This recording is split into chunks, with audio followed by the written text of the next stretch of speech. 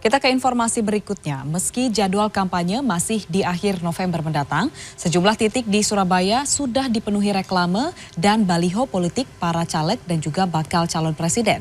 Bahkan tidak sedikit dari baliho ini yang merampas hak pejalan kaki karena dipasang di kawasan pedestrian. Tidak sulit menemukan baliho para politisi semacam ini. Baliho berukuran besar ini bahkan sampai memakan hampir separuh dari trotoar yang ada di kawasan pusat kota Surabaya. Lokasinya tak jauh sebenarnya dari pusat pemerintahan kota Surabaya. Dan tentu saja baliho semacam ini bukan hanya mengganggu estetika perkotaan di Surabaya, tapi juga merampas hak pejalan kaki. Letak baliho bergambar salah satu bakal calon presiden ini melintang di pedestrian di kawasan Jalan Jenderal Sudirman. Salah satu sisinya diikat di pohon dengan lilitan kawat.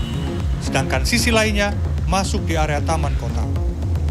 Warga yang melintas cukup terganggu dengan keberadaan baliho karena dipasang di fasilitas umum. Kalau menurut saya sebenarnya enggak boleh. Bukan enggak boleh sih, lebih kayak kurang pantas lah. Sebaiknya ditaruh di tempat-tempat yang kiranya memang dilihat banyak orang dan juga enggak mengganggu fasilitas umum. Menurut saya sangat mengganggu ya, terutama ketertiban untuk pejalan kaki.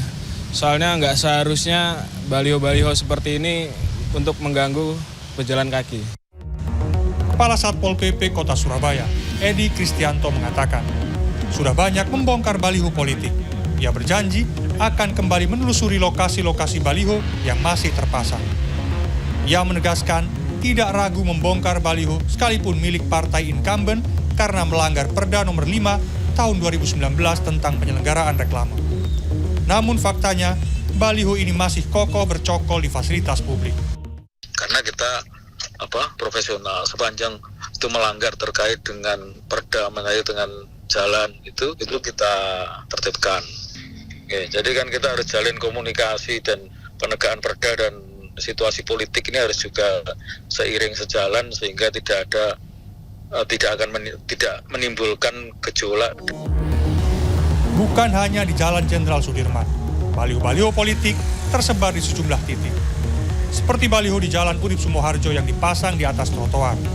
Ada juga baliho caleg dan bakal calon presiden di Jalan Marmoyo yang dipasang di jalur hijau.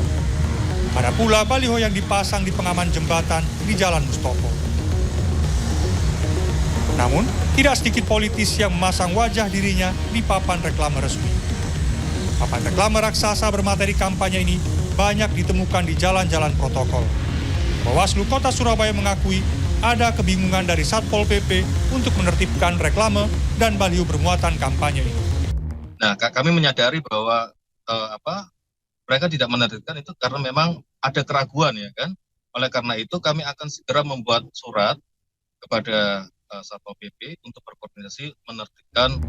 Pengajar ilmu komunikasi politik UNAIR, Suko Widodo menyebut baliho adalah cara kampanye kuno yang seharusnya sudah ditinggalkan. Ia menilai memampang foto diri dengan jargonnya bisa dikatakan sebagai bentuk narsistik. Apalagi pada titik tertentu ketika baliho semakin banyak bisa menciptakan antipati publik kepada calon itu bahkan pemilu itu sendiri. Wasting lah di dalam komunikasi, tidak terlalu berimpak, apalagi impak pada orang milih. Even bahkan menurut saya dia bisa menjadi sumber kebencian masyarakat dan bisa jadi malah orang melihat bahwa dia mungkin boleh berkata baik tetapi dia tidak melakukan tindakan baik dengan mengotori kota. Suko mengungkapkan, semakin banyak memasang baliho menunjukkan calon tersebut tidak memiliki kerja-kerja sosial yang baik di masyarakat.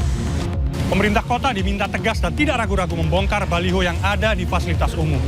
Tindakan tegas ini untuk menjamin bahwa masyarakat bisa menikmati fasilitas publik ini dengan nyaman dan tentu saja aman. Miftah Farid, Andreas Wicaksono, Surabaya, Jawa Timur.